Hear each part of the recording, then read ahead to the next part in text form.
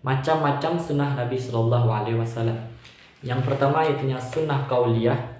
Sunnah qauliyah adalah bentuk perkataan atau ucapan yang disandarkan kepada Nabi Muhammad Shallallahu Alaihi Wasallam yang berisi berbagai tuntutan dan petunjuk syariat, peristiwa atau kisah-kisah, baik yang berkenaan dengan aspek akidah, syariat ataupun akhlak.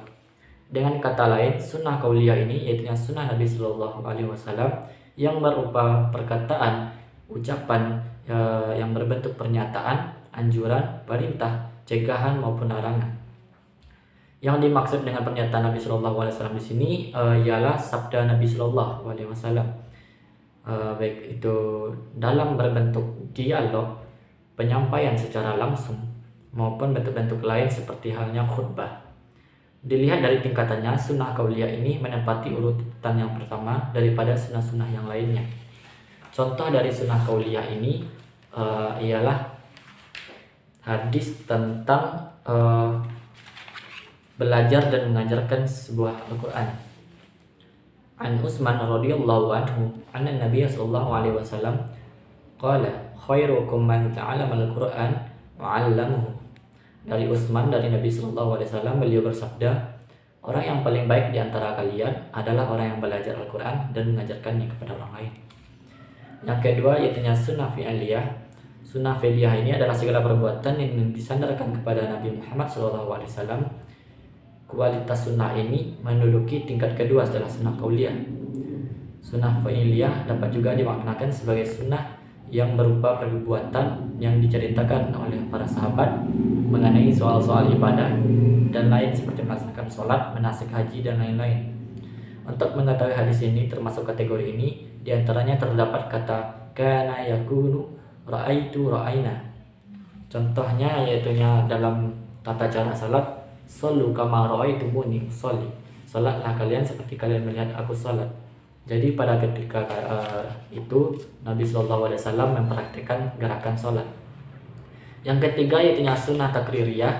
Sunnah takririyah ini adalah sunnah yang berupa ketetapan Nabi Shallallahu Alaihi Wasallam terhadap apa yang datang atau yang dilakukan oleh para sahabat.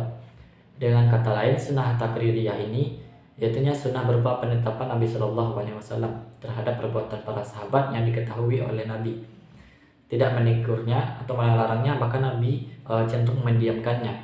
Beliau membiarkannya dan membiarkannya suatu perbuatan tanpa memberikan penegasan apakah beliau membenarkan atau menyalahkannya. Contohnya itunya hadis tentang memakan daging biawak. Pada hadis memakan daging biawak ini yang artinya tidak akan, tetapi itu tidak terdapat di negeri kaumku. Karena itu aku tidak memakannya. Khalid berkata, lalu aku pun menarik dan memakannya sementara Rasulullah melihat ke arahku. Jadi waktu itu Rasulullah menatap sahabat, melihat sahabat yang mengambil sebuah daging biawak.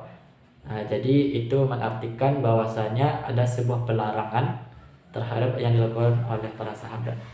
Yang keempat yaitu sunnah hamiyah. Sunnah hamiyah ini ialah suatu yang dikehendaki Nabi tetapi belum dikerjakan. Sebagian ulama ada yang menambahkan perincian sunnah tersebut dengan sunnah hamiyah, karena dalam diri Nabi Shallallahu Alaihi Wasallam terdapat sifat-sifat, keadaan-keadaan serta himmah, hasrat melakukan sesuatu. Dalam riwayat disebutkan beberapa sifat yang dimiliki beliau, selalu bermuka cerah, berperangai halus dan lembut, tidak keras dan tidak pula kasar, tidak suka bertariak, tidak suka berbicara kotor dan tidak mencela. Menurut Imam Syafi'iyah dan rekan-rekannya, hal ini termasuk sunnah hamiyah. Sunnah hamiyah ini kehendak hati yang tidak termasuk perintah syariat untuk dilaksanakan atau ditinggalkan. Mungkin cukup sekian materi kita kali ini.